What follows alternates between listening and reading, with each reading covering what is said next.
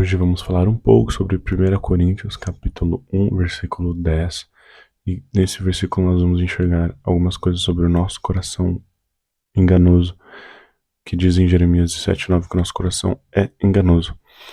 Em 1 Coríntios, capítulo 1, versículo 10, se você abrir agora, você vai ver que está falando sobre um grupo, sobre a igreja de Corinto, da região de Corinto, que, se eu não me engano, é Corinto que fala, mas enfim, dessa região específica, que estava separando os apóstolos, estava separando aqueles que estavam servindo a Cristo por pessoas. Então, vamos supor, eu sou de Paulo, eu vim de Apolo, eu conheci o evangelho por Paulo, eu conheci o evangelho por Cristo.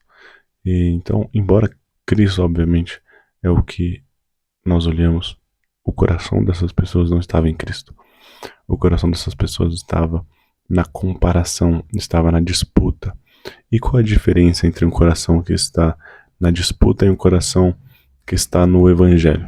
O coração que está no Evangelho, ele olha apenas para a cruz. Ele olha apenas, por exemplo, para Cristo.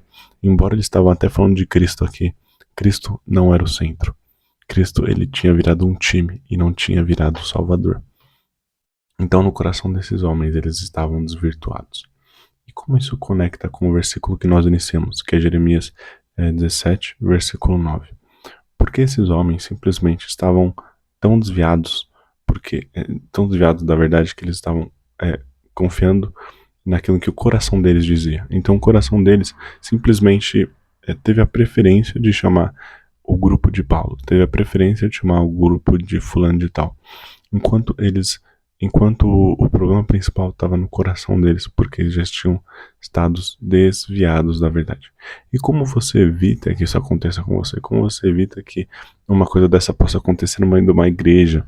A Bíblia, ela tem a mesma resposta. E está em Hebreus, capítulo 4, versículo 12, que diz que a espada de Deus, ela é mais afiada do que qualquer espada de 2 gumes, que corta e divide as medulas, os ossos e os pensamentos e as intenções do coração. E parafraseando um pouco, na verdade, esse versículo, você vê, ele fala um pouco mais coisas, mas esse versículo ele deixa claro que a palavra de Deus, ela é mais precisa, ela é mais correta, ela é mais honesta do que a palavra de qualquer homem ou do que qualquer time que uma igreja poderia colocar, que um grupo de crentes poderia acreditar, de qualquer fábula que o coração poderia contar. Então, nesses momentos, é onde nós voltamos para a palavra de Deus, onde nós enxergamos a verdade pela palavra de Deus.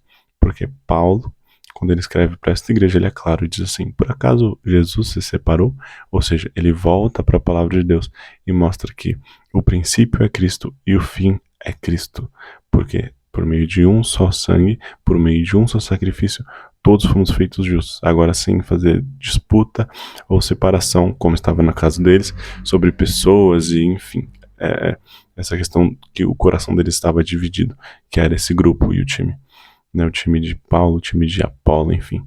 Mas a palavra de Deus, ela nos junta por um sangue. E é por meio da palavra que nós tiramos toda a sombra de dúvidas. Porque em Salmos também diz que a palavra de Deus, ela é luz para os nossos caminhos. Então toda dúvida, toda disputa e toda intriga, você coloca a palavra de Deus e ela vai iluminar os seus caminhos. Essa é uma das coisas que nós aprendemos entre diversas na Bíblia. Mas esse primeiro capítulo, no versículo 10 de 1 Coríntios, enxergamos que também como nós somos humanos e erramos, o povo também errou, mas Cristo, o mediador da verdade, nos trouxe vida e vida em abundância, que nos traz clareza, e a misericórdia nos leva de novo para o trono da graça. Então, amém. Deus te abençoe. É um pouquinho disso que eu quero compartilhar, que é o centro e o cerne do Evangelho, que é Cristo ressurreto, que nos une e restaura todas as coisas com o Pai, por meio da graça e do amor. Amém? Então Deus te abençoe. Espero que você tenha um bom dia, uma boa noite, uma boa tarde, e que o Espírito Santo te guie a sempre também ter essas percepções e revelações por meio da graça de Cristo Jesus. Um grande abraço e um grande beijo. Deus te abençoe.